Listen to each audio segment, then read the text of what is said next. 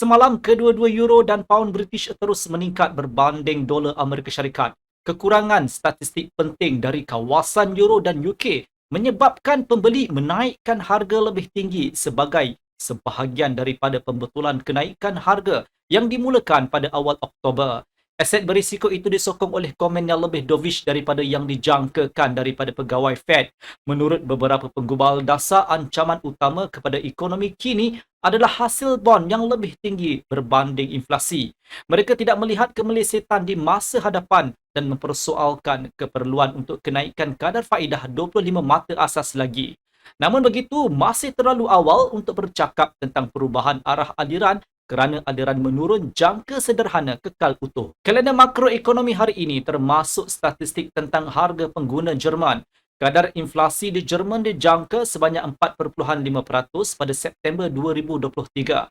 Pada asas bulanan, harga pengguna diramalkan meningkat sebanyak 0.3%. Oleh itu, euro akan berpeluang untuk mencapai paras tertinggi baru dalam seminggu. Selain itu, Amerika Syarikat bersedia untuk melaporkan data mengenai harga pengeluar.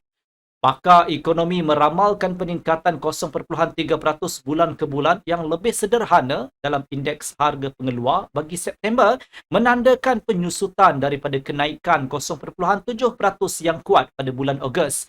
Pedagang juga boleh memberikan perhatian terhadap ucapan Presiden Fed Atlanta, Raphael Bostic dan Gubernur Reserve Persekutuan, Christopher Waller.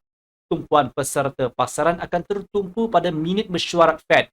Jika FOMC menyatakan keperluan untuk mencerna data inflasi dan pasaran buruh terkini sebelum membuat keputusan kadar faedah, pasaran akan mendapat sedikit masa dengan aset berisiko melanjutkan pemulihan mereka berbanding dolar Amerika Syarikat. Sebagai alternatif, isyarat hawkish dari minit mesyuarat Reserve Persekutuan Amerika Syarikat akan menghadkan kenaikan harga mereka. Selain itu, anda jangan lupa bahawa aset berisiko adalah mata wang di bawah tekanan daripada situasi di Timur Tengah. Sekarang mari kita beralih kepada analisis teknikal. Menurut carta euro US dollar 1 jam, tahap 1.0616 bertindak sebagai rintangan yang kuat. Pulse breakout pada tanda ini akan memberikan kemungkinan untuk penjualan dan ia bergantung pada penurunan sehingga 1.0585 dan 1.0557. Pada tahap 1.0557, saya cadangkan untuk membuat pembelian di rebound dengan jangkaan pembetulan intraday 25 sehingga ke 30 pips. Pembelian di 1.0585 boleh dipertimbangkan sekiranya berlaku false breakout.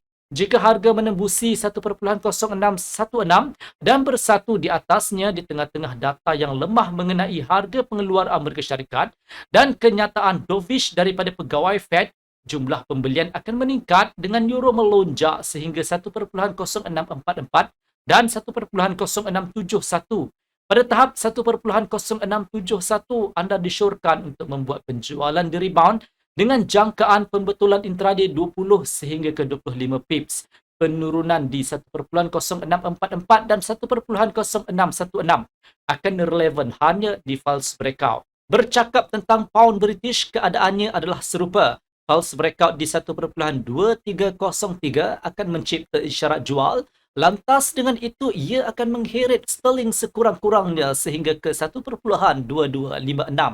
Pada tahap ini, pedagang disyorkan untuk melakukan penjualan di false breakout.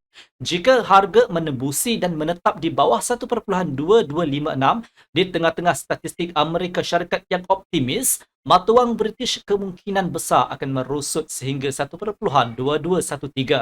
Pada tahap ini, pedagang berpeluang untuk membuat pembelian di rebound dengan menjangkakan pembetulan intraday 25 sehingga ke 30 pips. Jika kenaikan harga menguasai tanda 1.2303, jalan ke 1.2342 dan juga 1.2380 akan dibuka.